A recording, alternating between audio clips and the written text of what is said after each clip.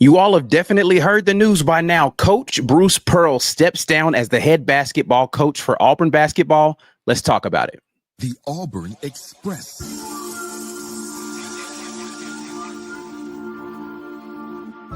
You are now listening to The War Report, Longtown Podcast.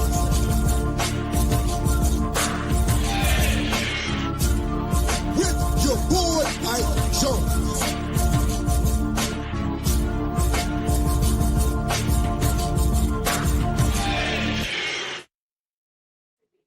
Welcome into the Auburn Express, powered by the War Report. Your guy, Ike Jones. We are in here talking a little basketball during the offseason. Of course, you all definitely know by now, Bruce Pearl has stepped down as the head men's basketball coach for Auburn basketball. So going into this season for Auburn basketball, two new coaches, both men and women's basketball. We'll have some new coaches going into this season. It's going to be an interesting season for sure. Definitely want to pay homage to the man, Bruce Pearl, who will leave Auburn as the winningest basketball coach in program history. 11 years on the Plains, and now is moving over into an ambassador role. I think a role that they just pretty much created for him as a special assistant, I think is what they call it, to the athletic director. So he's going to be helping around Auburn athletics, helping to continue to, as he termed it, make Auburn or push Auburn as this everything school. So definitely looking forward to seeing what that looks like and Bruce Pearl's involvement with the athletics department at Auburn. It's going to be weird, man. Like, there's just no two ways about it. Going to be odd going to an Auburn basketball game where it does not include Bruce Pearl as part of what's happening on the sidelines. I think that first press conference that is leading into the first game is going to be odd. I know we're gonna talk a little bit about his replacement, and there's plenty of thoughts around what is happening with the replacement situation. We will definitely dive into that conversation. But it's going to be odd going into those situations. Post-game press conference is going to have a different feel, a different energy, because you're going to have a different coach there. For the last 11 seasons, it's been Bruce Pearl. But again, Bruce Pearl is going to step down as the winningest coach, 232 victories. He had guided Auburn to the Final Four in 2019, and last year, 2025, 5 conference championships and 6 NCAA tournament appearances for Bruce Pearl in his tenure as the Auburn basketball coach. If you all have not seen, Bruce Pearl and the Auburn basketball team put out a video announcing that rumors had been swirling really about this for months, and it was speculated that he was going to be having a hand in politics. Like, that was the reason why he wasn't going to be coaching anymore, that he was going to be making a run for political office in the state of Alabama. He put those rumors to rest in that video. He is not planning to seek a seat for political office at the current time, he said, because it would pull him away from Auburn, and he was not ready to leave the Auburn family or the Auburn area right now. They've put down roots there. So he definitely did not rule it out for the future. But he did put to rest the rumors that that's the reasoning behind why he decided to leave. And, he made it very clear that he just felt as if he was not going to be able to give his 100% to the Auburn family and the Auburn basketball program like he wanted to. And if he wasn't going to be able to do that, then it was time for him to step aside. So he made that decision to vacate the seat. And the season is coming up here pretty quickly. Like, it's not as if this is something that, Auburn's got a lot of time to pivot and figure something out. So with the way in which this was done, you have to know this wasn't him waking up this morning and making this decision. I mean, they shot a whole video. The whole family was there. His whole family doesn't live in Auburn. They were all present there at the end of the video. They've got graphics all over Jordan-Hare Stadium and inside of Neville Arena. This is something that they absolutely were prepared to make this announcement about. I am hopeful that this is something that they talked with the players about, probably not much in advance of the formal announcement, because if you tell too many people, that stuff is going to get out. Um, so you just don't want to have too much information going out before you wanted to. Um, but it's clear that this wasn't like wake up this morning and figure it out. So they've been working on this stuff behind the scenes. I don't know how long this is taking place. I don't have any inside information. But we will definitely talk about it. I want to hear you all's thoughts on this, right? Like, I really want to hear from the Auburn family today. If you haven't already, please go ahead and share the live, because I want to get as many people involved in this conversation as possible. Because this is, I mean, I think this is an important conversation. I know we're in the midst of football season. I know everybody wants to talk about Texas A&M and what's coming up with that game. We got plenty of coverage for that game coming up this week. Tonight is all about Auburn men's basketball and the legacy of Bruce Pearl as the head men's basketball coach for Auburn basketball. So all of your thoughts about what I want to hear in the chat. Number one, what are your thoughts on what this means for Auburn basketball? And what you think of the timing of all of these things. And number two, kind of your favorite moments from the Bruce Pearl tenure. I want to hear those things or see those things right now in the chat. Go ahead and type those things, and I will definitely get to those comments here, because I think it's important to give you guys a voice in this entire situation. I'm sure plenty of you have been on social media and voiced your opinions, not necessarily related to this in specific, but I did have a super chat here from JJ Brand who says, this is all Daniel Denny's fault. Bruce was done with his negativity. Yeah, I'm sure Bruce Pearl was perusing the social media streets and the comment sections of the Auburn content creators and saw Daniel Denny doubting his team's ability to get out of the first weekend of the NCAA tournament and said, man, if this guy if I'm not good enough for Daniel Denny, I'm done. if I can't please Daniel, then what are we doing here? So I'm sure that had a lot to do with his decision. That's an astute observation there. All right, but yeah, I want to see what you guys have to say about all this stuff. Let's see what we got here in the chat. Thank you guys so much for coming in here. Please share the live with people so we can get more of the family in here tonight. Toolman Taylor, Tim the Toolman Taylor says, War Damn Eagle fam, a new-ish regime change. I wonder what will be the biggest changes, and did they recruit their current team with this change in mind? This is a great question. I would assume that I think they're recruiting to their style of basketball. I don't think that the style of what they're going to do is going to change very much. And we'll talk more about what the new regime will look like here in just a moment, because Auburn, if you did not know, has already announced what most people suspected would happen in the eventual state of Bruce Pearl no longer being the head coach for Auburn basketball, is that his son, Stephen Pearl, will be the heir apparent. So if you did not know, this is breaking news somehow for you hours after this came out, Stephen Pearl has been announced as the new coach for Auburn men's basketball. So we'll definitely dive into thoughts on Stephen Pearl as the new coach.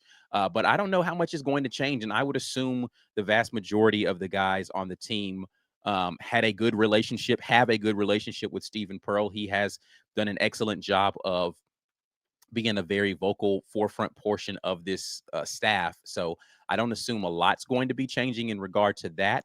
And I think the style in which this team was built, I don't know whether or not they recruited specifically to say, hey, Stephen wants to play an up-tempo style, but that's exactly what you're going to get with this team this season.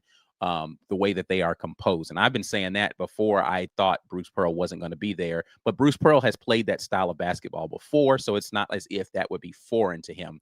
So that wouldn't be something that I would expect to be a portion of it, but you never know. Again, I don't know how long they've really been cooking this up and how long he's been mulling this over in his head as to what he wanted to do and how he wanted to exit. Let's see.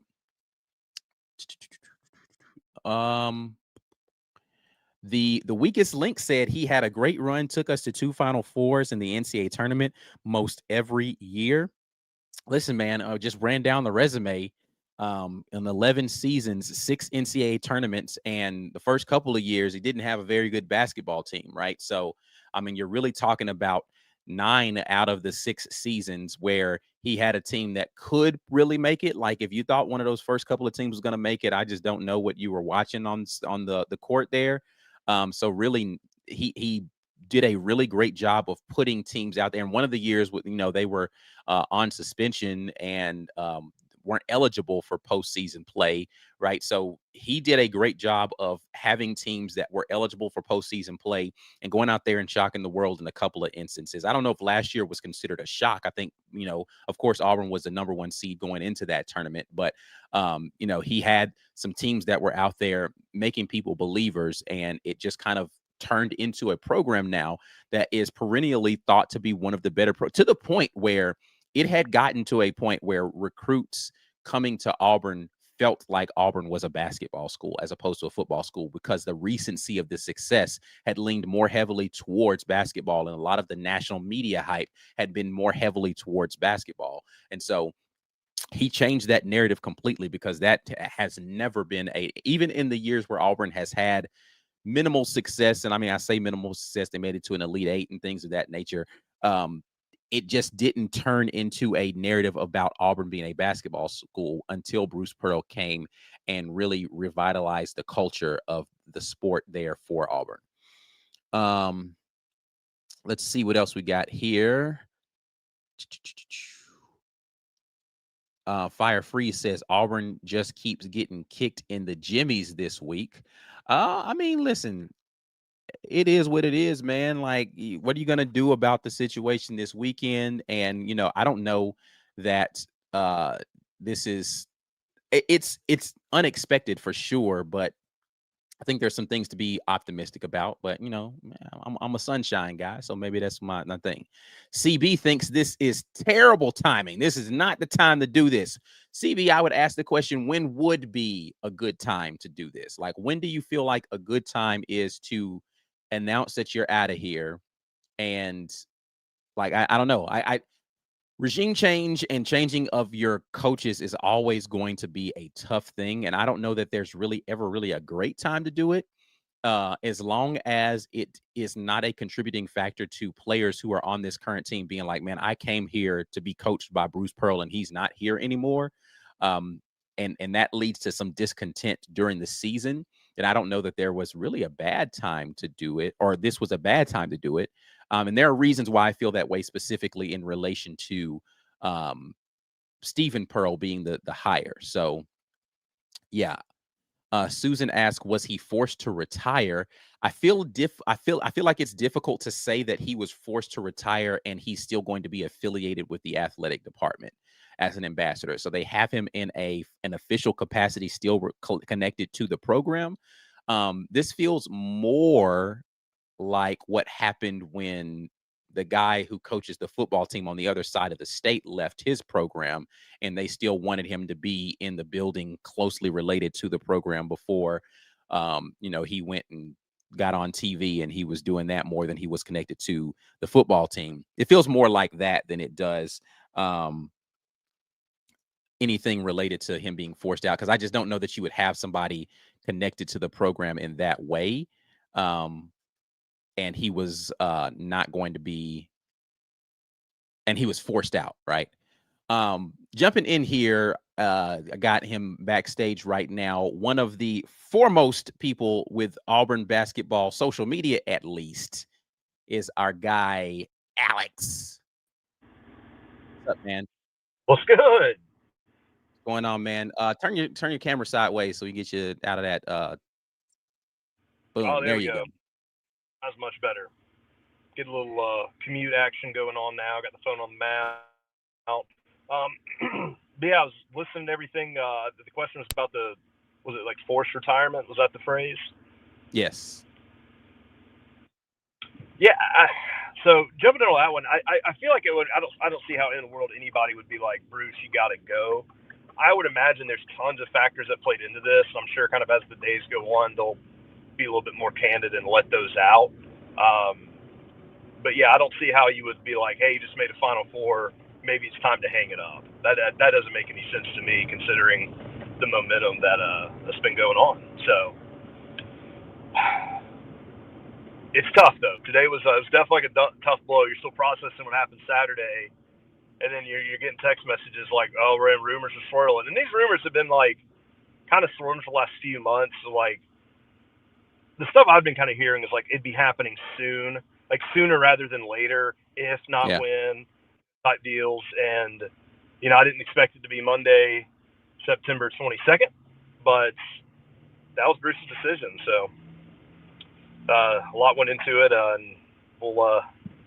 It doesn't sound like there's been any word of any other staff leaving.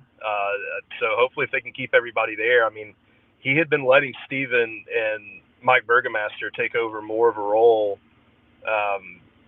managing the games like throughout the season. So, I mean, I think he was very much planning on this transition for quite some time. Yeah. No, I mean, it was clear to me that, even before the conversations that happened in the interview earlier this summer, where he was talking about, he didn't know how much longer he was going to be coaching, all that sort of thing, that he had been prepping for this transition in ways that in all the ways that he could, allowing those coaches to do more of the active scout work throughout the week. And, he was relinquishing more of the duties to, different people to prepare for him to not be there. So I do think that this was something that he saw coming, and maybe making it to that Final Four and expending all of that energy. Maybe he just took his toll on him. He's like, man, I'm fighting too many battles on too many fronts right now, and I don't have the energy to devote to basketball like I want to, and I have these other things that I want to do with my life. And while I still got time, let me go ahead and pursue those things. And I'm not mad at that. I'm not mad at somebody deciding, hey, it's time for me to transition and do something else. And, listen, I love this job, but this is not the job for me right now. Well, one thing on a personal note, Bruce Pearl just had another grandkid with Jackie, most recently giving birth his daughter. And I think at this point now, all of his kids now have kids. So he's a your audio is clipping now. right. So I don't know if Alex can hear me, but his audio is going out, and his picture was freezing. We'll wait until he gets into a better spot and get him back in here, because I think he was making a good point about something that was going on with Bruce. I'll get back over here into you all's comments, though. And this is something Alex started to talk about as far as the current staff. Susan asked, is all the current staff remaining? Probably.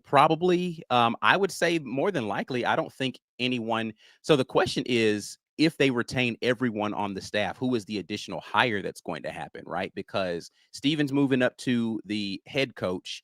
And so that would mean there is an assistant coach spot that's available. They just had to replace Chad Pruitt in the offseason because he stepped away from his spot.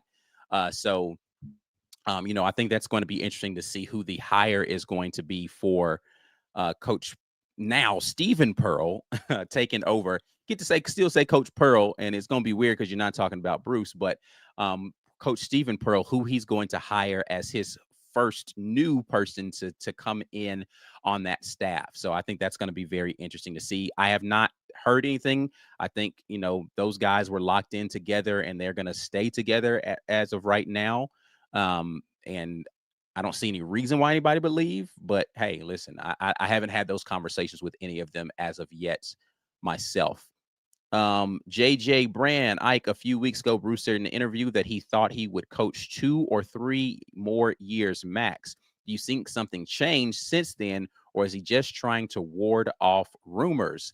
I don't know. That's a great question. I don't know what prompted the change in the timeline, because, to your point, from 2 to 3 years to a couple of months is a very drastic change. And I don't know what the thing is that changed for him, other than, again, maybe what he said in his video, and I have to take him at his word because I haven't had anything to contradict that, is that he just didn't feel like he could give it his all. And that's why I said it reminds me of the Nick Saban situation, because it's similar to the message that you got from Coach Saban in his exodus from the program was, listen, if I can't be who I've been, then I don't want to continue to do this because I can't give the program everything. And there were rumors swirling that he was going to be retiring years before he actually did.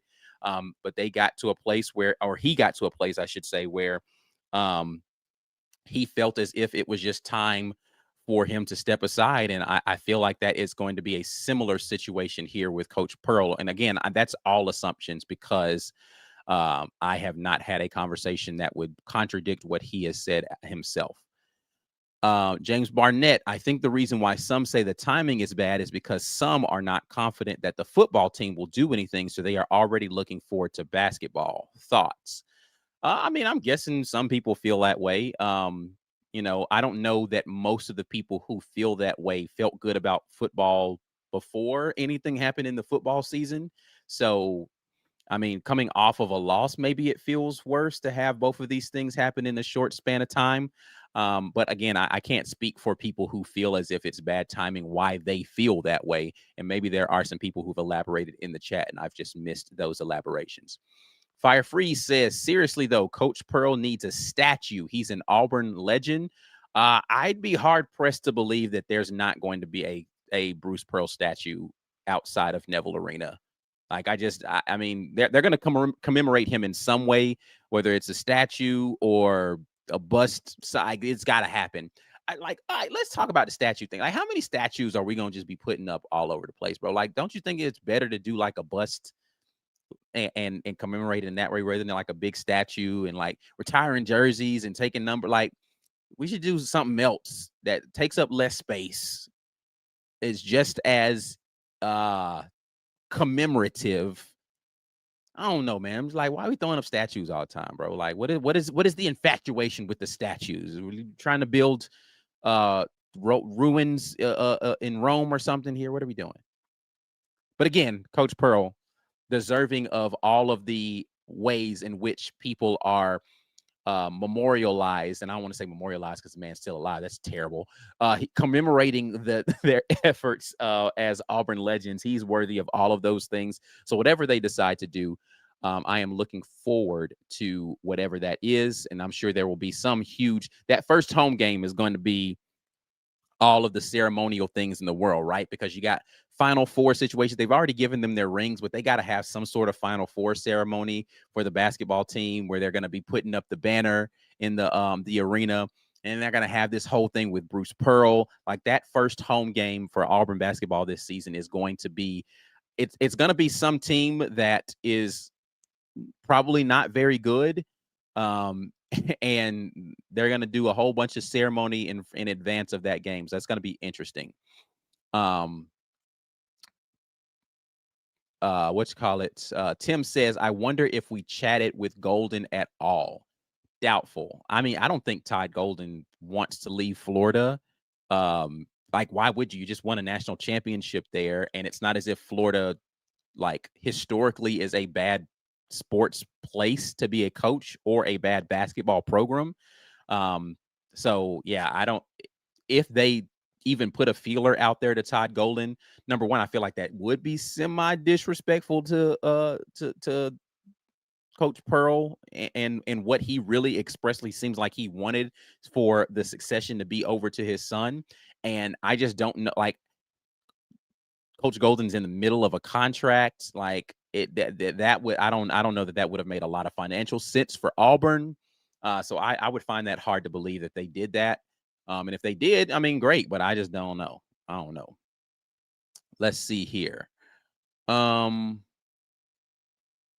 Richard asking, why no football? Can't we react to basketball and talk about football? You can. There are plenty of videos that we're going to be doing this week that will be about football. And you've got like the midweek show that we're going to be talking about football, but this just happens to be a basketball pod. So, and I mean, I apologize if that's disappointing for you, but there are so many content pieces that we're doing on this channel that are about football. The press conference is going to be going live on our channel, and you'll be able to talk about that. So yeah, plenty of football talk to be had. This just happens to be about basketball. So, thanks so much for stopping by. If that's disappointing for you, my apologies, my guy. But yeah, Lobtown is basketball, baby. We in here locked in with it. So Nina says she hoped that it is not health issues. I don't think that there were any indications that he was having any health issues, and I don't know a reason why they wouldn't be upfront with that being, hey, I'm having some challenges with my health right now. Like, I don't see a reason why that wouldn't be a part of the story that would make more sense rather than just leaving people on this. I just felt like it was time to go if there was any health concerns with that. So, yeah, I don't think that that's a thing. And again, I don't see a reason why they would not just say that if that were the thing. James says, just change the arena to Pearl Arena. That's a better way to honor him. I wouldn't be mad at that. Bruce Pearl Arena. I don't know if the Nevilles would be okay with if the Neville family is okay with renaming it from Neville Arena. I mean, maybe Neville Pearl Neville. Huh? You hyphenate it, you know what I mean? They gonna do the football thing where it's like Neville Arena with the Bruce Pearl Court, right? I don't know. Like they do something like that, maybe. I think that would be a little fitting, right? So I wouldn't be mad at that. Heavy says players allowed to leave, right? I think according to the transfer portal rules, whenever there is a change in coaches, that they allow a window for players to transfer if they so choose. I think this team is locked in and ready to go. Plus, I think and this is, we can get over into the second portion of this conversation here. I think my guy Alex is, I think maybe ready to give me a thumbs up, Alex, there. You seem like you're driving, so I don't want to. But back. Yeah. Sorry for that little hiccup earlier. Yeah, it's all good. So I was trying to wait till you got into like an actual stable place so you wouldn't have fluctuating service. Oh no, we're golden. We're golden right now. I'm like 2 minutes from the house, so we'll be on that good Wi-Fi here real soon. Cool. But anyway, I don't know what you were saying before that, but you had some thoughts. Oh, yeah, I was talking about. I'm sorry to jump back to some things we talked about earlier because I was like, oh, I got something. What I was saying, and it sucks it split up. Then, like, just going into like the various factors that played into this. Just thing I'll probably get into, but the one I was citing specifically is, Bruce is his grandfather. Like, he's got a lot of grandkids now, and Jackie, his daughter, just recently had a child, and I'm sure that plays a big factor for him for just wanting to have more time to spend with his family, specifically the little ones. So I think every one of his kids, like Bruce's children, have a child now, which makes him a grandfather of many grandkids. So, and you've seen it after the game. Just so everybody knows, I'm you guys' photographer, so I'm over there shooting for you guys. Have you seen the Austin Moore report pics? That's where it comes from. Hopefully y'all like them. If not, someone else took them. But you see it after the game. What is like one of the first things Bruce does? He goes to see his grandkids, right? So you just see the joy on his face when he's holding them, hugging them, kissing them, loving them. Like, I don't think there's any secret out there saying Bruce loves his family and specifically loves being a grandfather. I don't think that's secret to anybody. And that's a new thing. A lot of his grandkids are younger. So you got to think that's one of those many factors of like, I've done the basketball thing. I go out on top, can love on them. I mean, there's so many different factors that go into it. And, like I said, we'll probably find out more, but I mean, I would not be shocked if that's kind of one of them too. It's like, hey, I get a little bit more time with my family. Somebody mentioned the deal about the health stuff. I don't think, like you said, I mean, if something were to come out, I think they would have probably been open about it. I think the health stuff being as much health issues that anybody in their 60s has that works like a really grueling, demanding job. Like, you're on your feet a lot, what wear and tear back, the knees, other things like that just like, maybe you're sore, maybe you're hurting. I mean, there's a lot of things that go along with that. It's just, it is exhausting. It's a lot of late nights. It's a lot of traveling. It takes a toll on you. And, I mean, Steven is 37, 38? Yeah. Steven's in good shape. It's definitely a young man's game. And, I mean, I agree when they were talking about the comment earlier about the 2 to 3 year mark. And it was just like, I personally thought that was probably going to be it. Because I think that original contract went close to the one that Alan Green did. That one went close. Yeah, I think it was a 5-year deal at that point in time. So, yeah. Yeah, so it had a few more years left on it. And, I was like, maybe he'll work it out. Maybe he'll leave earlier. But, I mean, there were obviously some factors that weighed into why now. And, like I said, maybe in time we'll figure those out. But it definitely stinks. It's kind of a twofold deal. Like, if you're Bruce Pearl, you're an Auburn fan, you love him. Good on the championship, the Final Four drive. What you can do. So, Yeah, that audio starting to cut up again on you, man. We'll hopefully you'll get to someplace a little more stable here in just a minute, and we'll get you back in. But yeah, so let's transition to the other portion of this, right? Which is, where is Auburn's program going to go now? There's a couple more comments I have here on this portion, because when I get through my whole little spiel about this, I do want to hear from you all about specifically how you feel about the hire of Stephen Pearl being the guy at Auburn going forward. But a couple more comments here on the legacy of Bruce Pearl. What I haven't gotten from you guys is your favorite Bruce Pearl moment. Like, I want to know the thing that you are going to remember the Bruce Pearl era most by as an Auburn fan. So I do want to hear those things in the chat while we sit here and talk about Stephen Pearl and our thoughts on him taking over. Introductory press conference for Stephen Pearl coming up this Wednesday. We will definitely have coverage of that here at the War Report. Additionally, Stephen Neely says the fact that BP will still be around the campus and around the program eases the transition immensely. I could not agree more.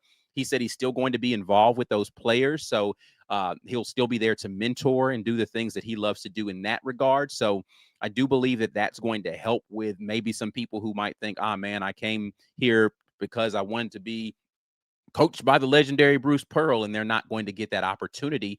He'll still have some action or activity, I should say, with the program, some connectivity to the program, and that should ease some of that stuff, and hopefully ease people's minds as well, because I know how much you guys hate overreacting and panicking about things. So I'm sure most people I have not been on social media today. I have been working today, so I haven't had an opportunity to see a lot of the reactions from people about this, but I'm sure the Auburn fan base has done everything they can to be level-headed about this and not overreact, and the sky is not falling, and Auburn is just fine. I'm positive that that's what the reaction is when I go and read those comments. I don't even need to read it. I'm going to believe in my heart that that's how it goes down, because that's usually how it happens with Auburn, right? Fire Free says Bruce Pearl court at Neville Arena. I like the sound of that.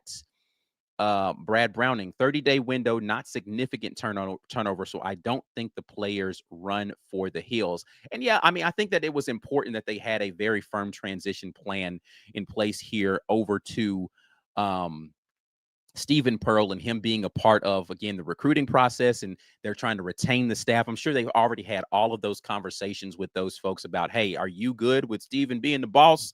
They've seen this coming for years. So I don't think that there's going to be any significant turnover in regard to that.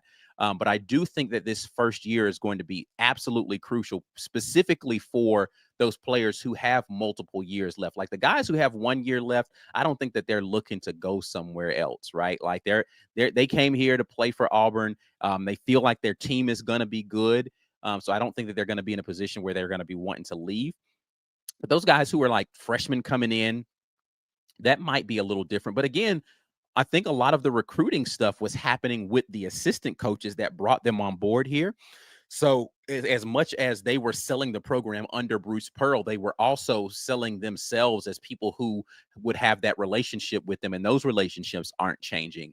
So I do think that they're going to be in a position to be able to retain guys. But again, I think that first year is going to be super important to kind of set the precedent for what recruiting is going to look like going forward, as what you're selling as a vision for the program under Stephen Pearl. And he's going to have to do a job of really just what is Auburn basketball going to look like under him? How competent is he going to be on an in-game basis? We know he can do the scout work, right? Because he was noted many times by his dad as being a proficient scout and putting the scout together. He's a defensive-minded guy, so I think the tenacity on the defensive end is going to remain the same. He's got the guy in Burgermaster on his staff that has been doing a lot of the offensive work for them over the last couple of seasons specifically. So that stuff, the nucleus of how they prepare, isn't going to change. It's going to be the stuff about how he interacts in a game when a situation happens with both the officials and his players, the kind of decisions that he makes around, this is something, my guy Dustin, who already did his live stream, I unfortunately missed that earlier, so I missed some of his comments, or really all the comments that he made in regard to this.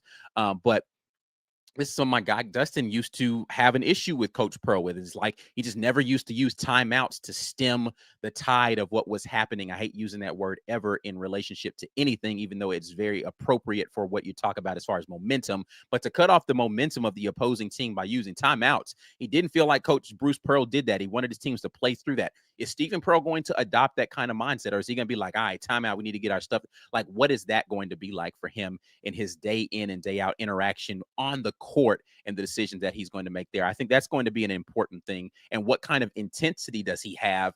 He was given pregame speeches and stuff like that, but Coach Pearl had the final word before they went out there on the court in the locker room. And he was a good motivator. What kind of motivator is Stephen Pearl, especially if things aren't going in the right direction in the locker room at halftime? How is he rallying teams? And what are they doing to make those types of adjustments in the game and calls of that sort of thing? That's going to be what's going to be interesting. My guy Alex jumping back in here in a more stable situation in the Wi-Fi now. That third time truly is the charm. Thank you for the yeah. Now we got you in here locked in. Appreciate you for coming in again. I don't know if you guys heard what he was saying, but Alex has been doing the photography for us for football and basketball for the last 3 seasons now. Has it been 3 seasons? Is it 3? It might be 4. I can't. No, it's 3. Yeah, no, we're on year 4 though. This is year 4. Yeah, this will be year 4 coming up here. So if you guys have seen any pictures going out on the War Report social media, this is the guy behind the lens right here. But yeah, I'm doing a shameless plug. Like, for those that don't follow, check out the War Report Instagram account, and AW Miller Time is my @ You'll see the photos on there. Biasly, I think they're pretty good. Hopefully, they're pretty good. We've gotten some really awesome moments. One that I think is going to age really well is there's a picture of got a really awesome picture of Stephen Pearl and Mike Burgomaster, which I think we're going to start getting around because them on the side of the court, just like getting after it, part of the game during the Final Four. That's a very relevant picture now. I have a lot of really good shots from Bruce, and now kind of thinking back, I'm gonna get emotional for a second here, but we traveled for the entirety of the SEC tournament and then March Madness. We went to Lexington, we went to Atlanta, and then of course we went to San Antonio. We had a really fun drive. We should have gone live during that. We left at 8 p.m. and drove through the night to go to San Antonio.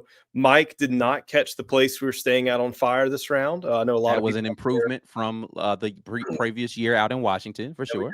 We did stay with Jazzy Joe again. We were very much kind of watching Mike to make sure nothing got burnt down. So that was a big improvement for those who know that story, But it's kind of surreal to think back, looking at like, okay, that game against Michigan State, that was Bruce Pearl's final win at Auburn. He got to celebrate going to a Final Four as his final win. That's an incredible accomplishment. And I mean, unless you win a national championship, you win the NIT, or you're just really bad and you don't make a postseason, you just happen to win your last game of the season. Those are really the only 3 scenarios that you're going to win your last game of the season. Right. So the one that really is going to be the pinnacle of that would be winning the NCAA tournament, but that's unfortunately a pretty tough mountain to climb there. So it's tough. I mean, even when Nick Saban, he didn't win a national championship, went out, but he was still in the playoffs. I mean, it's tough to go out truly on top. Like, I think kind of Peyton Manning style, like, hey, I won the Super Bowl, I'm retiring. As awesome as that would be for any competitor at any sport level, that's just not the reality here. But this is about as close to the top as you could go out. Yeah. And the haters are celebrating right now, like, oh, his last home game was against Alabama and he lost it. I mean, I don't care. Who cares? Like, is that really like that? That's the little brother syndrome right there. That's really what we're highlighting on. Like, no, Bruce Pearl's last game as an Auburn coach was coaching in front of 60,000 plus people in San Antonio in the Final Four. And they gave Florida a hell of a game. They were beat up. I mean, Chad had a busted thumb. Janai's whole body was busted. I mean, they were playing their freaking hearts out. And unfortunately, Florida just happened to be what will go down in history as one of the best teams, college basketball teams of all time. But I want to jump back on something else if it's okay to rewind again, because I was bad service. Favorite Bruce Pearl moments. And there are so many, but one, I don't know. I don't want to demonetize this live, but my guards aren't blank. That was awesome. Yeah. I love that. That moxie Bruce had, he just, there was and I think that would kind of encompass like all of the favorite moments of him was just this just, and you were kind of mentioned earlier about Steven in that transition, but that vocal leader that Bruce was, just that real hardcore, like I don't play for Bruce. I probably not fit to be a water boy for the team, but like Bruce makes you want to run through a wall. Like that's the hype he gets just hearing him go at it. And I mean, it stinks. Like it's always going to be sad to not see him there in a coaching capacity. As we kind of mentioned in this video, it's fantastic he'll be around. And you look at ambassadors like Philip Fulmer, Tennessee, Steve Spurrier with Florida, Nick Saban-ish with Alabama, and some of these other legends for their respective schools that retire. They come back and they do kind of work as ambassadors of the program. And you see that. And like, I think that's like a perfect fit for him. I mean, Auburn is a better place with Bruce Pearl in any capacity. Argue with the wall. That is fact. And, I'm not trying to make this a political show. I hope that the political stuff doesn't end up happening, the Senate run and all these other rumors. I mean, it's just, that would be a lot. Kind of like if we mentioned earlier, that would definitely kind of keep him away from the family and all this. And it just gets a whole can of worms and divisive. And it's just, if he's going to go, he'd have to retire at some point, retire in the sunset, but just still having him around there in some capacity. Maybe not the arena, name the court after him, Neville Arena, Bruce Pearl Court, to honor him. And that will probably come in someday, because you got to realize like what this program's legacy is with him. Because like no one's looking back at Ellis or Lebo or Eagles. And I mean, Sonny Smith, he's just revered to an extent as well. But like none of those coaches took it to the level, and nobody inherited how bad that program was. Right. And kind of going back to the kids and the recruiting, things like that, like these kids right now that are that influential age, that kind of middle school age, and this applies to all sports. What do these kids remember through high school, middle school? What are they being printed on? Auburn being an elite program, the winningest SEC team in the last decade, like all of these things, a constant contender in March, multiple Final Fours, just really fun, epic games that they've seen, great players, NBA players coming out of that program. And so that's all these kids that are playing basketball that will be the future stars of college basketball in the future. Remember, when Auburn was terrible, these kids were in diapers. They don't remember watching Auburn basketball when Tony Barbie was there in front of a crowd of 950 people. So that's the kind of momentum. And you take that, and Bruce rewrote the script for so long. It's not just written in paper. I mean, it's etched in stone. And I think Steven's legacy can carry that on, because I thought about this too, and this will be my last point. I'll let you get on, but I had a few of these thoughts as I was jumping in and out of service. But I've always kind of thought like, what would the next move be? How do you replace Bruce? What does the process look like? How many years does it go? And on one side of me, I was like, okay, well, maybe like Bruce and Steven coached out this year. Maybe Steven goes somewhere for a few years, kind of gets some head coaching experience. Bruce retires, and then Steven comes back as the head coach. Or is it just like a flat out, okay, he does it? Or do they do just an organic coaching search? And I always felt like if you grab somebody from the outside, you kind of do the Brian Harsin deal, you try to completely just reset it. Do you have somebody that's just living? Like Bruce Pearl is the culture of Auburn basketball. I mean, he pretty much wrote it. Yes, there was history there, but what it is now is because of him. And that's what he wanted when he was hired. And that's what he got. And the hard work is why he has it. And you get another coach, do they feel like they're living in Bruce Pearl's shadow? Are they going to buck the system to say, this is my program, it's not his, I'm sick of y'all talking about him? And then you have that culture stretch. Versus Steven, it's like, I was part of that entire journey.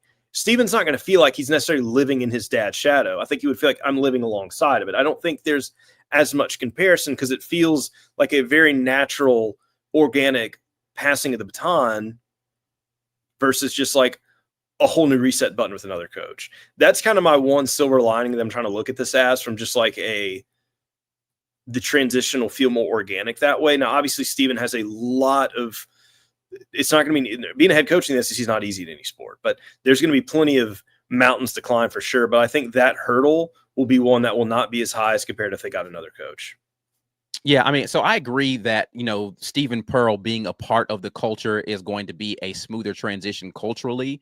But listen, it's going to be different, right? Like there's just no two ways about it. Steven Pearl is not Bruce Pearl. And I think that's the thing. What I hope, and I think I saw somebody say this in the chat, what I hope is he doesn't, well, let me just be clear. It's going to happen. So let me just not say I hope it doesn't happen. It's going to happen, because Bruce Pearl was still getting ridiculous criticism about whether or not he was able to get over the mountain, and whenever they lost a game, oh my God, he's a terrible coach. What I am not looking forward to seeing, because I know it's going to happen, is how quickly fans will say you're not your dad the minute Auburn loses a game that, quote unquote, they shouldn't have lost, or the record isn't stellar coming out of the gate, or if he has early success, how unattainable it will be for him to keep that up year over year under that level of expectation. The expectation on Stephen Pearl is going to be immense day one, right? Like, he is coming into a program that now people expect to be a winning program. And, you know, much like the guy over there across the state, you walked in and they handed you the keys to a pretty nice vehicle, right? Like, this is not a program in shambles. This is a program that's going to have a bunch of talent, and the expectations are going to be high for him to go out there and compete. When we look at this, I'm looking at the press release here from Auburn Athletics. Stephen Pearl named as Auburn men's basketball's head coach. John Cohen announced Monday, spent 11 seasons in the Auburn staff, serves as the associate head coach the past 2 seasons, signed a 5-year contract to be the 22nd head coach in program history. Instrumental in helping Auburn win 5 Southeastern Conference championships over the last 8 years, along with 6 tournament appearances, including the Final Fours, which we just talked about. He also helped produce 4 NBA draft first-round picks in Chuma Okeke, Isaac Okoro, Jabari Smith, and Walker Kessler, and a second-round pick in Janai Broome. And those aren't just names that they're throwing out there. Stephen Pearl was instrumental in the recruiting of those guys and helping develop those guys as they were at Auburn. Wasn't Sharif a second-round pick as well? I believe so. Sharif Cooper was, yeah. Okay. I don't think he was as involved with the Sharif recruitment, though. Are you talking about Steven? Are we talking about Steven or Bruce? Steven. Oh, okay. Yeah, I would say Sharif and then JT Thor would have been in there too. Yeah, but I think that they were just listing the guys that he was kind of heavily involved in getting them to Auburn. Okay, so I meant the guys that he coached. My bad. Yeah. Yeah, no, the list of guys that he coaches that are in the NBA are longer, right? But or made it to some sort of professional league much longer than that. But I think like he was really instrumental in getting those guys to the program. And so those are kind of the guys that he's been out there and putting on, you know, the court for Auburn. Those are some pretty good names. Chuma, Okoro, Jabari, Walker, Janai. Those are names that will go down in Auburn history. Can I talk about something that scares me a little bit about the future? And this is just basketball in general. Okay. Here, don't know if it's too soon. All right. This one's had me nervous, and this was obviously even with Bruce at the helm, but I mean, this would just be anybody. But what the new rules are with rev share, and as we go through, we're kind of still navigating all of that. But the idea of rev share just being that a lot of the traditional basketball schools get their giant pot of rev share. They are not going to be putting money toward football and other sports like that. I mean, some of these schools, I don't even know if they have a football team.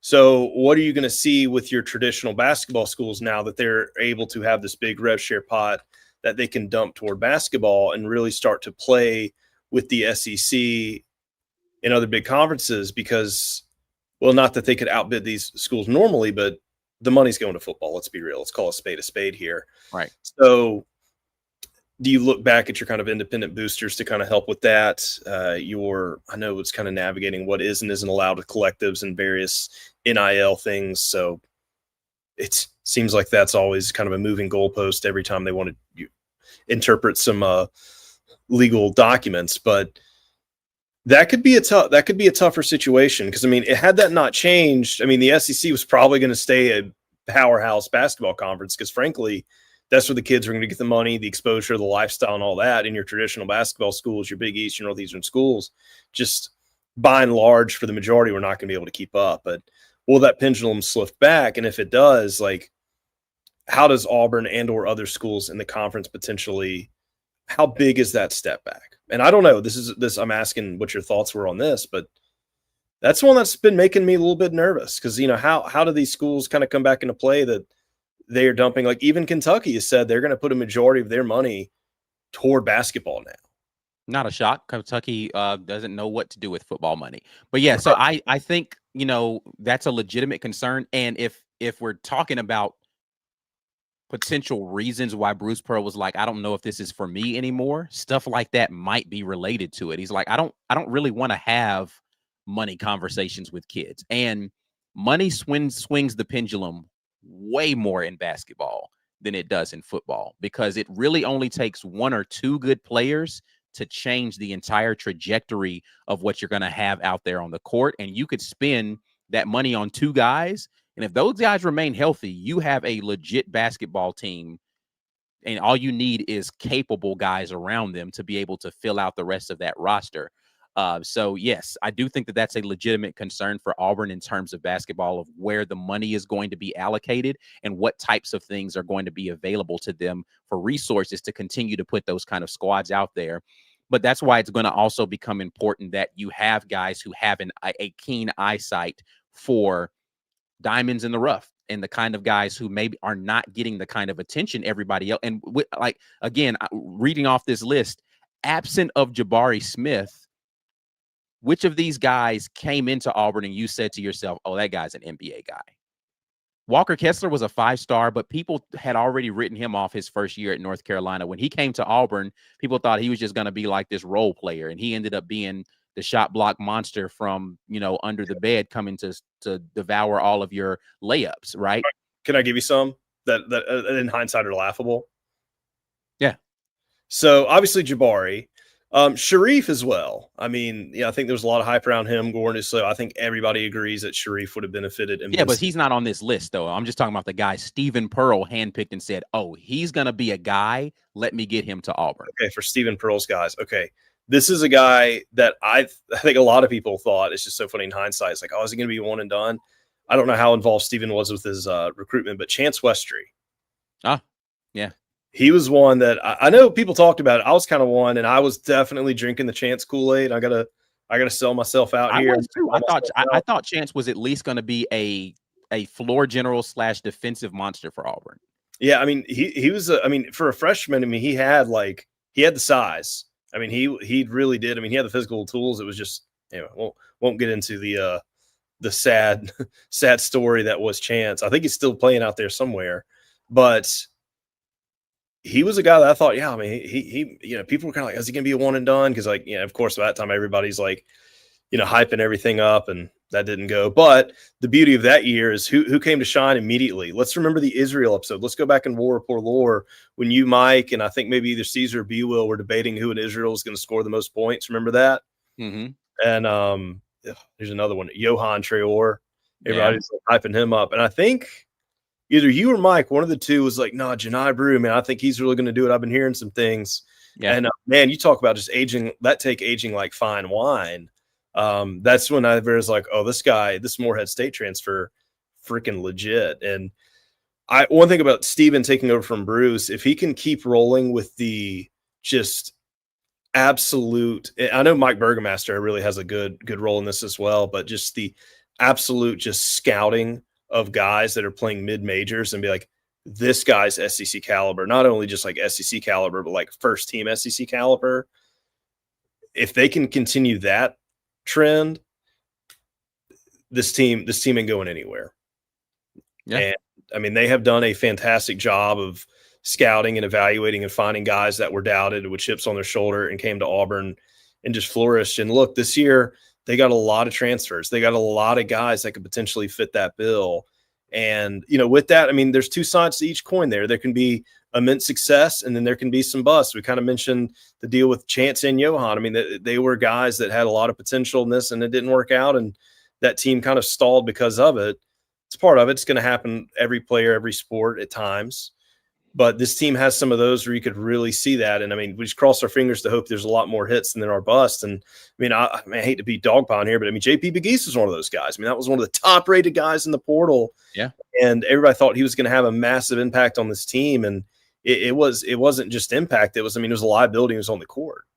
And it was just like, oof. But luckily, Tahad was able to step up and fill those shoes massively. I think everybody thought Tahad was going to be good. I think Tahad exceeded everybody's expectations. And those were pretty high expectations to begin with. So hopefully they are able to do that again with some of the guys this year. What's the guy's name? The European guy. I forget his name. Jovic. Philip I've Jovic. been hearing some stuff about him. Yeah, he looks like he's a ball player. But so here's what I'll say. That's the guys I'm excited for. The expectations will be on Stephen Pearl now for that, but those concerns that you have would have been there whether it was Bruce Pearl or Stephen as the head coach. 100%. And I think, to your point, it would be unfortunate if the avalanche of all of those things culminated in a worse product on the court and people attribute that to Stephen. And it's like, well, actually, there's a bunch of things that contributed to this. He just happened to be the guy sitting in the seat when all this came crashing down. Now, again, I hope that that's not the case. I hope none of it comes crashing down, but a lot of that is going to have to deal with how well do you galvanize teams when you're going to be dealing with the transfer portal era as it currently exists, along with NIL and rev share, where dollars are going to be flying around all over the place. And you have to find a way to get guys to buy in to, and this is going to be an interesting thing, right? Coach Bruce Pearl was adamant about playing deep into his bench. Is Stephen Pearl going to have that same philosophical mindset about we're going to rotate 8-9 guys? You know, I don't know. Like, is that something that he bought into, or he said to himself, man, maybe we should shorten our rotations a little bit and we're only going to play 7 guys and an 8th guy maybe? Or are they going to continue to be able to get this team full of 9-10 guys that can go out there and compete and just rotate them through? Like, those are going to be things that are going to show themselves pretty early. Yeah, I'm looking forward to seeing kind of philosophically how he approaches team building, game plan execution throughout the game, not leading up to the game, because he's been excellent with those scouts sort of things. But I'm talking about in the game execution, and then mid-game adjustments and how he goes out there and deploys when he's doing his substitutions, when he's calling those timeouts, when he's going to change his defense, and what kind of, you know, because Burgermaster was doing most of the offensive stuff, but like what kinds of things are they going to be doing? Like, they were known for what they did and what Bruce Pearl called the specials, right? Like how they defended the out of bounds and how they did inbound stuff, right? Like sideline out of bounds stuff. Like those were all things that they were known for. Is that going to continue to be a hallmark of Auburn basketball? Here's another one too, of how is he going to tolerate some of the BS, we'll call it. Yeah. I mean, you know, if a guy's out there, I think he has a little bit, like, as much as I think that Bruce Pearl is a kind of a hard ass, I think Stephen Pearl has a little lower tolerance for it than BP does. Well, that's what I'm saying is, you know, if a guy's that get a tentacle or guys mouth on to referees, get bad body language, things like that, like that's where I could think you could see a big difference in how Bruce would handle that versus how Stephen might handle that. Now, obviously, these are all just speculations, opinions. We'll see when the season comes up. But right. So, like, would Chad Baker-Mazara even survive on a team with Stephen Pearl as the head coach?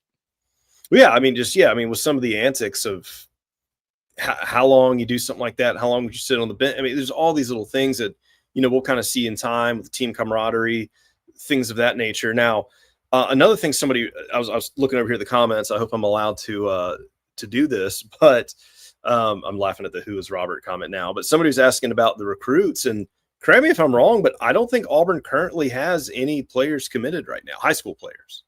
I have not. I don't even keep up with the recruiting in a big enough fashion to have an answer for that. Yeah, I mean, I think they've got guys they're recruiting, but I mean, I just double checked it with On3's recruiting board just to make sure I wasn't missing anything, and I don't believe there's any commitments right now for 2026 or 2027. So Sue was asking about the recruit specifically. I don't think they got anybody hard committed yet. Now, granted, that's with the transfer portal. Basketball recruiting is a lot different than it used to be. I mean, you can kind of not have to worry about high school kids in this day and age and be totally fine. And then not knowing when guys are going to go to the NBA. I mean, it's just such a different world that we're figuring out with basketball compared to football. But right. I think the question would be guys who they are heavily talking to, how's this going to impact them? I think, what's his name? Joe Tipton sent the tweet out about guys, you talk to some potential recruits. Oh, we had no idea this was coming or whatever else. And it's going to just be part of it. Coaches retire. I mean, I think at the end of the day, as much I hate to make it sound this vain, but I think at the end of the day, like for a lot of these kids, like as long as somebody calls them and say, hey, the check's still going to clear, that usually seems to be the big thing nowadays. So, I mean, I think a part of it, again, is going to be about what does the product look like on the court, right? So some of these recruitments may have been closer to being locked up, and now they're going to have to reevaluate and say, well, let me see what a Stephen Pearl coach team looks like out there on the court. And again, it's going to be a tough season because it is literally a brand new squad. Even though he's taken over a talented team, it is a brand new team, but it also allows him to put his own fingerprint on this team because it won't be him trying to cobble together something with his dad's guys, even though they were his dad's recruits. This will all be from day one of this season. Stephen Pearl's team, brand new identity. It's not as if he's going into the final year of Janai Broome, right? And he's going to be the new head coach. And now they have last year's Janai, and they're saying, man, Stephen turned Janai Broome into a freaking nobody.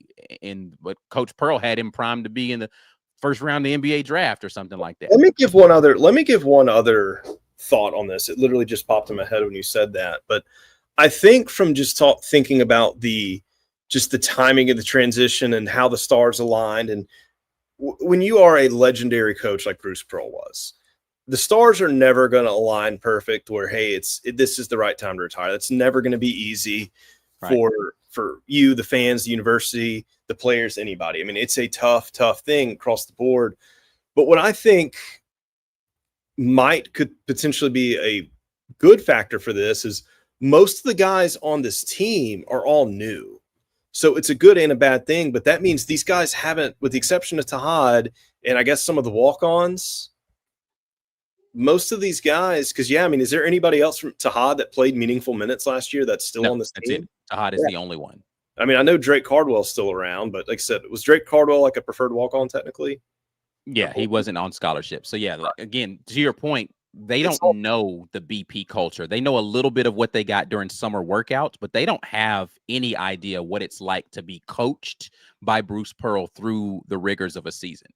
So, yeah, you don't have a bunch of players over here being like, telling other players like, oh man, it was so much better when it was like, you don't have that. I mean, like I said, with the exception of Tahad, I don't really see that. I don't see him being that kind of guy of someone that would muddy the waters like that. But I mean, you look at it and say, hey, you know what? We got you a handful of guys that are all new. And you've worked with them, you've recruited with, you talked to them, you've done some workout stuff with them. But now that we're starting practice today, you and Burgomaster and the other guy, y'all can really make this your own. Like, these are your guys, recruiting, you scout them. It's not a totally new deal, but like, they're not loyal to me in the sense that they've played for me for years with you and as assistant. And then it's another transition. I mean, they wouldn't, like you said, they don't know the BP culture fully.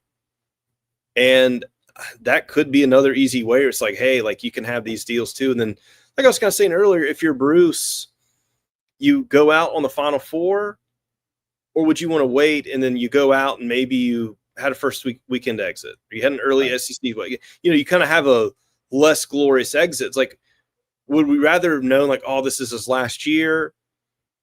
It's like, what way would have made this easier for the fan standpoint is kind of I think the only thing that would have made it easy would have been, two ways, right? Like, you knew it was the final season, so you got this farewell tour type of thing, and that farewell tour ends in the same way this last season did, which is at least a trip to the Final Four, SEC title type of thing. I think that's the only way it feels good for them, is like, you have this whole season. But this is why I get back over, and I want to get over into the comments here in a second, why I think the timing was strategic on the part of Coach Pearl is, if we don't do this in like, we're going to roll this out over a full year without a guarantee that Stephen is the guy when I walk out of here at the end of this season. If I do this now, Auburn's not going to have time to go get another coach. So he's at least going to get this year to prove himself if they don't give him a contract right now. So now's the perfect time if I really want Stephen to be the guy, so that they don't have an opportunity to debate, well, we've got time now. We know this is going to be vacant at the end of the year. We'll put some feelers out to some other coaches. Like, no, season's around the corner. You got to have a coach. You got one right here in the locker room. Let's go ahead and roll with this guy. Like, in order for it to transition in that way, I think it had to happen in this timing, in this way. And so, and clearly they didn't just, like I said, this is something they've been negotiating over the last however many days, weeks, because the contract's done, right? They've got a 5-year locked up. We're ready to go. They had the promotional banners already made. Yeah. I mean, this is, I mean, let's be real. I mean, John Cohen and Bruce Pearl in that camp, I mean, they've been talking about this scenario and possibility for quite some time. I mean, this isn't something that was an impulse. They woke up and a week ago, like, that's Bruce wouldn't do it. Because let's be real. I mean, if you did cold cock him like that, do you really think they would be like, oh yeah, let's have you stick around as an ambassador? Like, Right. They made this very smooth, and a lot of smart people very much, hey, this is the right move to make. And you can always have pros and cons of thinking. I mean, obviously the biggest elephant in the room there is like, well, he doesn't have that head coaching experience on his own just yet. Do you really want him to go ahead and be driving the double-decker jumbo jet when he hadn't even flown a little prop plane? So that would be the only argument there. But then, like I said earlier, I mean, the problem is you get somebody that has done it and they came from Boise State and they have a really good winning record and and then they come over here and the program just all of a sudden crashes and burns. There's a culture reset and people don't know what the heck to do. And you look for them to save the day. So I think you can look at it from a pros and cons standpoint. Just be like, look, like this is the move. There's a lot of reasons to think this is going to be a good move, culturally, success-wise. I think it's going to be the easiest transition for the players, the staff, and everybody, the fans too, and just rally behind Steven, give him 110%. And I mean, here's the thing about it. I mean, they could crash and burn this year, but they could also crash and burn with Bruce Pearl at the helm. Yes. I mean, at the end of the day, Bruce nor Steven are out there on the court shooting buckets. And Steven and the assistant staff are the guys that are primarily coaching these guys through practice, doing the film, making the offense and defensive respective adjustments. So it's not like there's going to be this complete, like, okay, he's never done this before. I mean, Bruce was giving them, and I think I said this earlier, I don't know if this is when the audio cut out, but like Bruce was giving them more and more responsibilities during the game, during practice, behind the scenes. One thing I noticed too, especially last year, is you saw Steven Pearl doing a lot more media work. Yeah. So he was doing a lot more interviews. So, I mean, he was definitely getting himself out there, and I don't think that's by accident. No, again, this has definitely been something that they've been working on for a while. I think maybe the timing was a more abrupt than what they initially thought, but they felt like this was the time, and so they made the move. All right, let's go here to the comments. Want to get a couple more chats in here. Appreciate you guys jumping in with me. Stephen Neely with the super chat says, favorite moment, 19-game winning streak during the 21-22 season, yielding the first ever #1 ranking. That was great. Man, it seemed like that team was destined to do wonderful things, and then Miami happened in the tournament, and that was all she wrote. But definitely a great moment for Auburn basketball, reaching the #1 ranking, first time in program history. Jabari Smith was out there being dominant. Walker Kessler was out there being dominant. A lot of great role players on that team. So definitely great memories there. Super Chat 9-time champion says, official petition for the Bruce Pearl statue to be doing the Crimson Crane. So he wants the statue to be doing the pose out there of Brute BP. That would be, I guarantee you that statue would get defaced or defamed the minute that other team rolled into town, especially if that game did not go in their direction. There's no chance that statue survives a visit from the folks from Tuscaloosa. JJ Brand says, I like Steven. I just never seen him as a head coach. So there is some curiosity. Yeah, I mean, listen, I think that's fair. I think it's fair to say I like him, but I don't know what I'm going to get because I haven't ever seen him do it. But I hate to put this on him. I really do. And I'm going to say it, but I hate to put it on him. But the last guy who left Coach Pearl's staff and went on to be a young head coach, it turned out to be pretty good.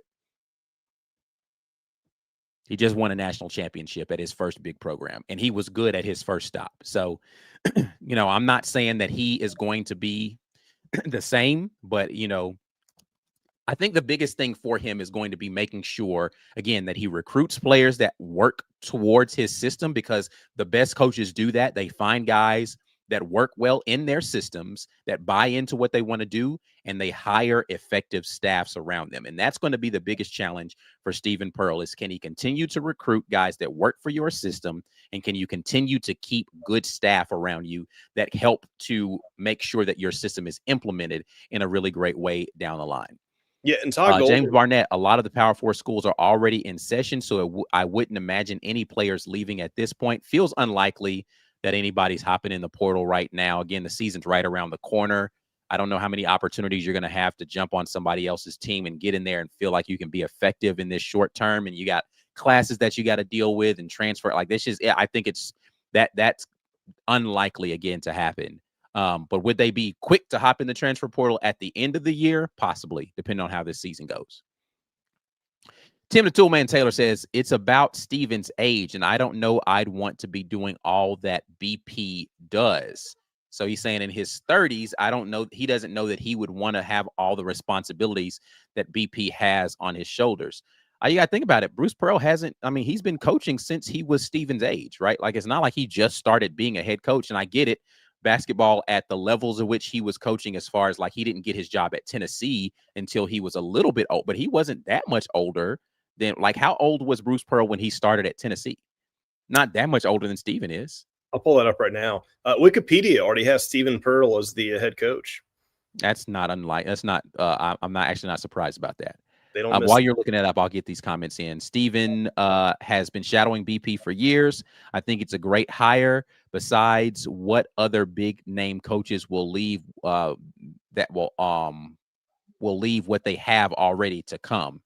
I don't know. I mean, I literally don't know what coaches would even make sense again in this short time frame to turn. And that's why I feel like it made sense for them to make this move now. I'm a little surprised at the 5-year contract. I thought maybe like interim status to give him a tryout, but I think maybe that part is part of the, like, listen, I'm only doing this if you hire my son, and let's get it done, and then we can make the announcement. So let me get some numbers here. So Bruce Pearl was 45 when he started at Tennessee. Okay. So, and give or take the birthday year, so it could have been 44, but relatively we'll just round it within a year. 45. He's 65 currently. He started at Tennessee 2005. Okay. So his first head coaching job was in 1992. So if he was 45 and 1992, so what's that, a 13-year difference?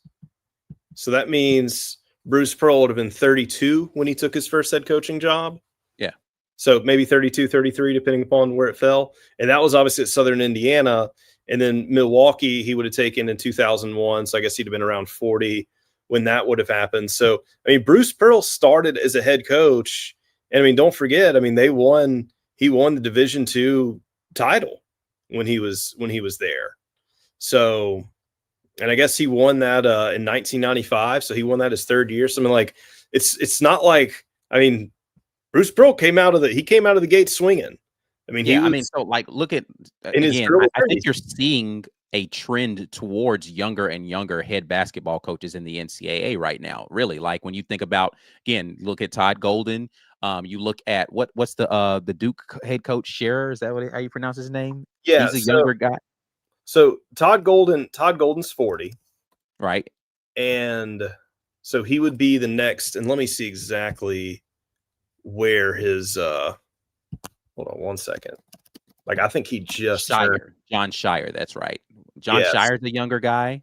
Yeah. So Todd Golden just turned 40. So he was 39 when he won the championship. And that was what, year 2 at Florida? So he would have been 38 when he took the job. Hold on, I'll pull that up here in just a second. So let me jump back to that one here. So, John Shire, I believe he's 38. So him and Steven are essentially the same age. They are literally, let me see if it's exactly, they're almost a month apart in age. So, and that's a guy who was in the Final Four, a guy who won. And then you see over here with Todd Golden. So he took the San Francisco job in 2016. So if that's 9 years ago, he's 40. So he would have been about 31, 32. Todd Golden would have taken that job. He was at San Francisco for 3 years. Or sorry. He took the San Francisco job as an associate at 2016. Then 2019, he became the head coach. He'd have been the head coach there around 34. If that math is mathing. So around 34, he takes head coaching job. He's at San Francisco for 3 years, takes a job at Florida in 2022. So if that's 3 years ago, he would have been 37. 36, 37, depending upon, like I said, where his birthday, because Todd Golden was born in July. So it's kind of that like middle of the year split. But moral of this story is, not trying to split hairs on 36, 37. Young basketball coaches in their 30s can have significant, and we see guys that have been around the block forever and you just feel like, oh my gosh, like you look at your Coach K's and all these other guys that have been around forever, your Patino, oh my gosh. But these guys started coaching, and you kind of, if you reverse track, and they would have been coaching around probably the same age. You just forget about that, because for a lot of these guys, and that would have been like in the 80s. And a lot of us aren't remembering that far back. Like, oh man, I remember when, Coach K was, had a little more spring in his step and started. Now there might be some old basketball heads who were like, well, actually, yeah, I do remember that. But that's kind of how the next generation happens. Like, they have immense success out of the gate. And then you look back in 20 and 30 years when these guys have really cemented themselves in the history books of college basketball. And that's where it starts. And now we hope that is Stephen Pearl's track, and Todd Golden is all these other guys. Obviously I wish Todd Golden all the best of luck, except when he plays Auburn. But it's just, we can't sit here and think, oh, well, he needs more time to do. It's kind of one of those deals. He's going to get it or he's not. I don't see there a scenario being Stephen Pearl absolutely fails at Auburn. It doesn't work out over this 5-year contract. He goes somewhere else, has a redemption story, ends up becoming a legendary coach later on down the road. And another young coach I want to kind of look at in football was like Lane Kiffin when he took the Tennessee job. And I think Lane Kiffin would have been rolling had he stayed at Tennessee. And the only reason he had the flop at USC was because he took over a USC team that was on like mega probation. Yeah. And they were just completely nerfed to the ground. But I think we kind of see in hindsight, Lane Kiffin, indeed, time is telling he is a really good football coach. And when he started as a head coach, he was very young, but he had a lot of success. And I think he would have had that not given that situation. So I think it's one of those deals where, yes, in hindsight, I probably would have liked him, to get a little bit more experience. But if Steven's really going to be that guy, he's going to be that guy, or he's not going to be that guy. I don't think there's really going to be his age is not what's going to be a factor in whether or not he's a good basketball coach. Because if you can coach basketball, you can coach basketball. And like you might improve in some of the tactical, again, like some of the things within the game of like, oh man, I wouldn't have made that decision, calling that timeout right there, or I would have challenged that call, because coaches' challenges are a thing right now. Or like there are things that you can do within the game that will be tactical that people will point to. But again, program building in a head coach at this level, which he has been a part of that entire ecosystem, is about recruitment. It's about being a good ambassador for the program so that they can fundraise. And it's about making sure you're hiring the right staff around you that can continue to free your mind up to do all the things you need to do as a coach, so you're not too in the weeds. But if you're a savant at basketball, you just are. If you're a motivator of men, you just are.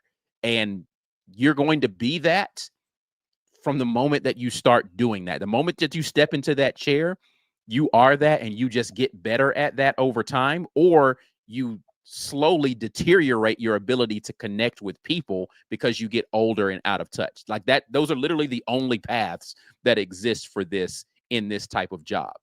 Yeah, and then I do want to say too, to bring it back to the age thing, Coach K was, what would I have it here, 33 years old when he took over the Duke coach, or when he took over as Duke, and he made the Final Four multiple times in the 80s, and he took over the job in 1980.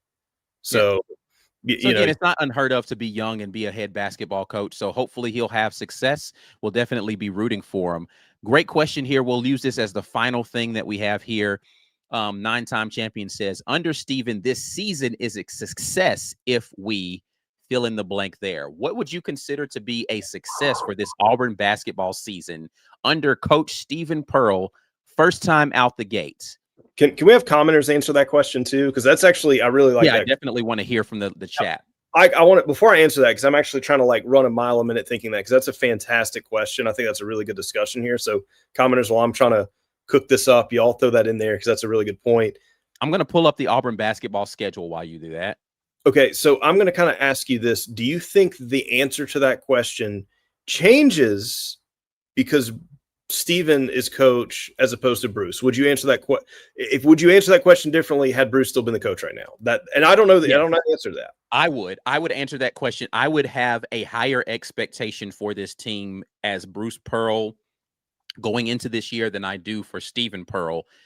The talent is going to be equivalent, but I do expect some mistakes to happen that will, a game here and there will go differently because Stephen's the guy. Yeah.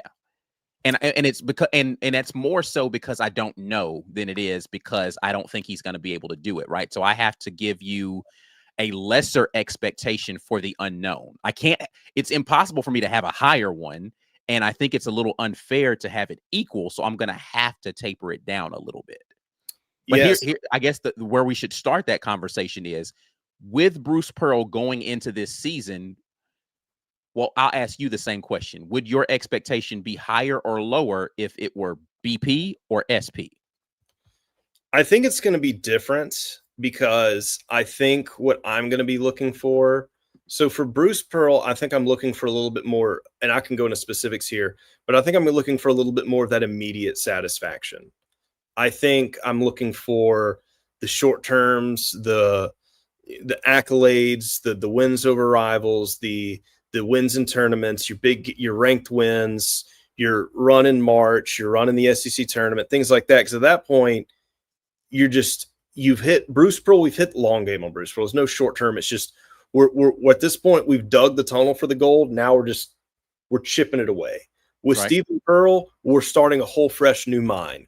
We're digging all over again. So I'm like, okay, I'm not as concerned with the stuff that I've been concerned for with Bruce, because at this point we had the tower, we had the mine, whatever analogy you want to use.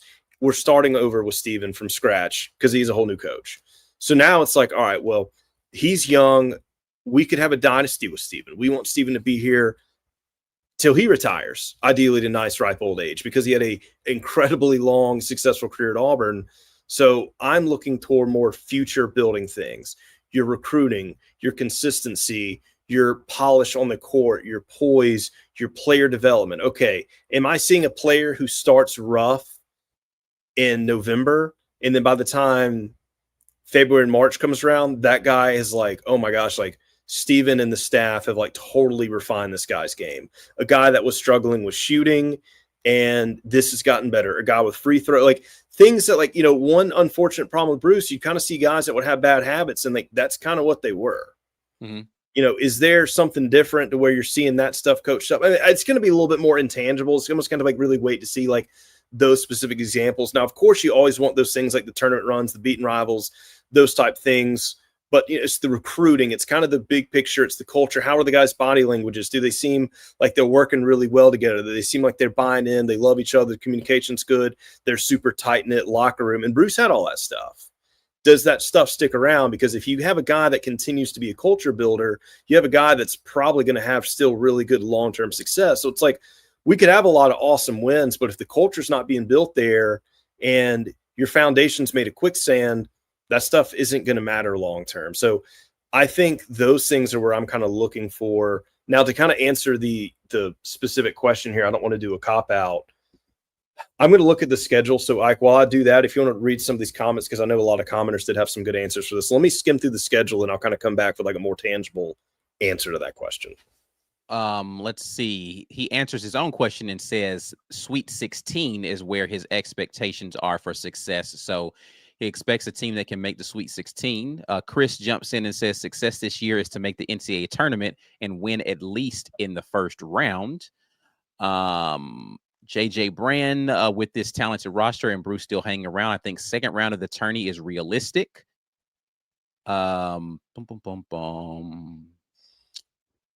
James Barnett, I think this current roster will get Stephen Pearl off to a better start versus taking over a mediocre talent. I agree that you should have a better start with a good talented roster. Yeah, I mean, when I look at this schedule, and it's going to be a tough schedule, man. Like you're starting off with Bethune-Cookman, it looks like. Is that what B/CU is? Yeah. And then Merrimack, Wofford, which has been a pretty decent team. But then like game 3, you're playing Houston. Well, right? Game four. Game 4, excuse me. Now, is that going to be in Birmingham? That's the game in Birmingham, yes. Right. So that's going to be a Sunday game in Birmingham. So that'll be, I mean, obviously we got them in Houston last year, but I think there's still going to be a little bit of that, like, you did kind of beat us at home in the tournament that year. Maybe a little bit of a, now we got you back in this building, get right game, because, Janai missed all those free throws. Yeah, I mean, but Jackson State next, and then you're going to have the tournament. You're going to go out there and play Oregon in Vegas, Michigan in Vegas. You come back for the ACC SEC Challenge versus NC State. You play Arizona. Arizona, then you Purdue. get Chattanooga, then you get Purdue over there in Purdue, Queens, New York, or no, I guess it's North Carolina, Queens, NC. And then SEC play starts. Out the gate, you're at Georgia. You got Mike White. New look Texas A&M. At least you don't have to face your dad's old nemesis there, Texas A&M, coached by what seemed to be his kryptonite. Man, Stephen Pearl versus Coach Calipari in Game 3 of the SEC schedule. Yeah, inside of Neville Arena. There's a lot of hot ones here too, because even going back, I want to rewind on this real quick. Houston and Michigan. Those are two revenge games going to the going back to the non-conference schedules. Those are going to be tough. Purdue's going to be revenge games. So you have 3 revenge games in the non-con right there, and then you got Georgia at Georgia. That's going to be a tough one because Georgia's going to want to get some in Auburn too. What that happened last year. A&M's going to have a new coach, but you're right. You got Calipari, you got Missouri away. It's going to be. Speaking of a young coach, you're going to be going against another young coach there with Missouri. South Carolina, another young coach that you'll be facing there. Ole Miss, Beard's older, but you got Ole Miss, a team that you punished multiple times last season. And then you're going against your buddy Todd there in Florida, defending national champions. Texas next up there, Tennessee. Man, that game is at Tennessee too. That is going to be the most unwelcoming environment they they didn't like his dad. They definitely don't like him. That's going to be a wild game at Tennessee. You get the first game versus Bama next. What'd you say? I said they're both Tennessee and Florida at Tennessee and Florida are both Saturday games too. Auburn hasn't won in Florida in millennia. So you get Vandy, another young coach going there. Got Arkansas again, Mississippi State going to the hump. You're going to have to go face Mark Pope versus Kentucky. You get that one at the crib. You go out to Oklahoma facing another youngish coach. You get Ole Miss again, LSU with another youngish coach. And, technically Bama's coach is younger, right? So there's a lot of young coaches out there. A lot of tough games when you get into SEC play. I think Grind has a good example here. He says, I'm not going to hold him to any postseason success metric, but I would like to at least be a 7 seed in the NCAA tournament. That feels about right to me. You enter in there as, somewhere between 5 and 7 seed with the way that the talent is built on this roster. And you are better than 500 in SEC play, and you've got an opportunity to win a couple of games there in the tourney. I feel like that's a good year one for Stephen Pearl. Yeah, let me answer on that one too, kind of looking a little bit deeper at this schedule, because I've been a little just try to on basketball season just yet. Because my problem is, if I dive in, I just keep swimming deeper and deeper and deeper. So it's got to give yourself a little. No, I have definitely not done a deep dive into Auburn. I looked at the schedule, but no deep dives yet. Yeah, and I wouldn't consider this even a deep dive, but I could. If we talk about it, we keep going. But to keep it on the surface there, this is a tough schedule. I don't think there's any ways that you can skin this from what you've got. And props to Bruce for saying, we're not playing fun little exercise for Auburn fans. If you're still watching the video, look in the comments, go look back at some of these non-con schedules Auburn played back with Tony Barbie and then Lebo and all these, back in the really, I guess anytime previous, they played nobody. It was all cupcake games. You never saw a ranked opponent in there. And now it's Bruce Pearl's we're not, we're putting on our boxing gloves right out of the gate, and props to him for doing that. And then the way the SEC schedule lays out with kind of who you got away and versus who you got home, it's going to be really, really tough. But I think get to the tournament. Ideally, don't be limping in at the 11 seed. I think, you said, I think a 7 seed would be very fair. Just get to the tournament. Ideally, make it to the SEC tournament. Don't lose your first game. Ideally, you're playing, I think Friday would be very wishful thinking.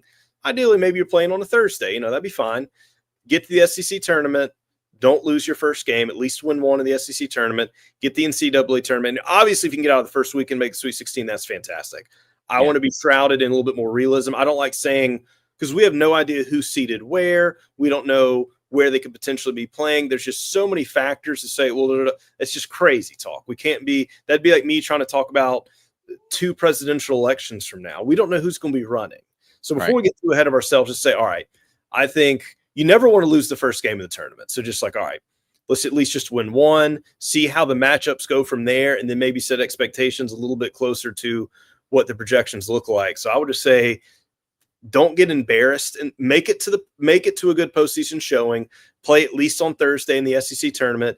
Ideally win. So then you didn't get embarrassed in the SEC tournament, had a one game exit. Same for the NCAA tournament, because you never know who game 2 might be in the round of 32. It could be somebody really, really tough, and it's a respectable loss. I mean, I think it all depends on matchups there, depending upon how it could go. But ideally, just not losing both, not looking embarrassing, still saying, hey, you know what? We're getting used to it. We're transitioning. Auburn is still relevant. We're still here. We are a postseason team that you're always going to be thinking about when you're looking at your bracket. That, I think, would be a successful year, coinciding with the recruiting, getting your high school kids, getting your transfers, whatever they need to be getting to go there, and then just seeing kind of those improvements on the court, things looking more polished and developed and building to the future, keeping going with that locker room culture, and then just the culture and engagement with the fans, the boosters, all that. I think if you see all those things with a very shrouded, realistic expectation of, hey, don't expect too much, be happy for what you can get, but knowing that we're building for a better and strong future is, I think, what you really, really have to do, because we're kind of playing for the big game now. Like, I would have loved to see it where, we're Bruce and we're running, but I don't want to think too short term and lose track of the long term here. With Steven, I'm kind of focusing a little bit longer, bigger picture, because that's what matters. Because like I said, if he has success, he could be the coach for legitimately 20 or 30 more years in a perfect scenario if he is successful. So that's how I would answer. Setting yourself up for that sort of thing. I'm hoping that is what's going to be the case. We definitely have a lot more now that we need to dive into when basketball season gets here. Because again, new regimes all across Auburn basketball spectrum, men and women's basketball, young up and coming coaches now heading programs, one that was in a place of prominence, one trying to get its way back to that. So much more that we want to talk about with that here at Lobtown. Thank you all so much for tapping in with us tonight. We will continue this conversation another time. Again, I'll probably have some sort of reaction pod to Stephen Pearl's first official press conference that's going to be happening Wednesday. So y'all be looking out for that on Thursday at some point in time, because y'all know we got the midweek report show. So we might talk about that a little bit, but we will be talking a lot of football in the midweek show. So y'all make sure y'all do that. Please like the video before y'all get out of here. Subscribe to the channel if you haven't already. Share the content with somebody. We will be back at you with more great Auburn Express / War Report content. Until the next time, and as always, War Eagle, we're out of here. Peace. War Eagle.